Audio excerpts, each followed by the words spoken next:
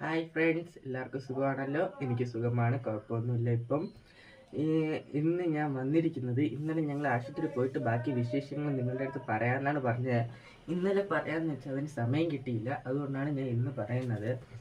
ഇന്നലെ ഡോക്ടറിനെ കണ്ടു, ബ്ലഡ് ടെസ്റ്റൊക്കെ എടുത്തു, അതിന് കുഴപ്പമൊന്നുമില്ല അതിൽ. അപ്പോൾ ഇന്നലെ ഞങ്ങൾ ഡോക്ടറിൻ്റെ അടുത്ത് ചോദിച്ചായിരുന്നു സ്കൂളിൽ പോകുന്നതിൻ്റെ കാര്യം. ചോദിച്ചപ്പോൾ ഡോക്ടർ പറഞ്ഞത്, ഇന്നൊരു ദിവസം സ്കൂളിൽ പോയി നോക്കിയിട്ട് അത് ഇൻഫെക്ഷൻ ആയില്ലെങ്കിൽ മാസ്ക് വെച്ചിട്ട് ഇത് പൊയ്ക്കോ, കുഴപ്പമില്ല എന്ന് പറഞ്ഞു.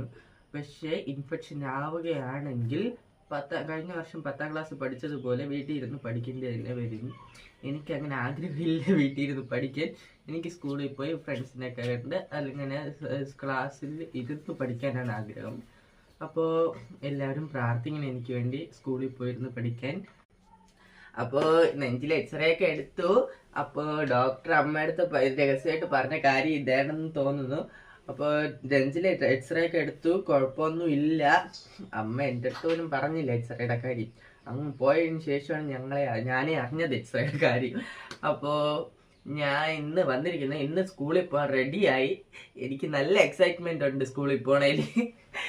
നല്ല ഇഷ്ടമാണ് എനിക്ക് സ്കൂളിൽ പോയിരുന്ന് പഠിക്കാൻ. അപ്പോൾ എല്ലാവരുടെയും പ്രാർത്ഥന എന്നോടൊപ്പം വേണം. എനിക്ക് സ്കൂളിൽ പോയിരുന്ന് പഠിക്കാൻ എല്ലാവരുടെയും സപ്പോർട്ടും വേണം, പ്രാർത്ഥനയും വേണം. പ്രാർത്ഥിച്ചാലേ എനിക്ക് ഇനി ഇൻഫെക്ഷൻ ആവാതെ സ്കൂളിൽ പോയിരുന്ന് പഠിക്കാൻ പറ്റൂ. അപ്പോൾ എല്ലാവരും എനിക്ക് വേണ്ടി പ്രാർത്ഥിക്കണം. ഞാനപ്പോൾ ഇന്ന് സ്കൂളിൽ പോകാൻ എനിക്ക് നല്ല സന്തോഷമാണ് സ്കൂളിൽ പോണതിൻ്റെ ഇന്ന്. അപ്പോൾ പോയിട്ട് വന്ന് ഞാനൊരു വീഡിയോ ഇടുന്നതാണ് ഈ സ്കൂളിലെ വിശേഷങ്ങളെ കുറിച്ച്.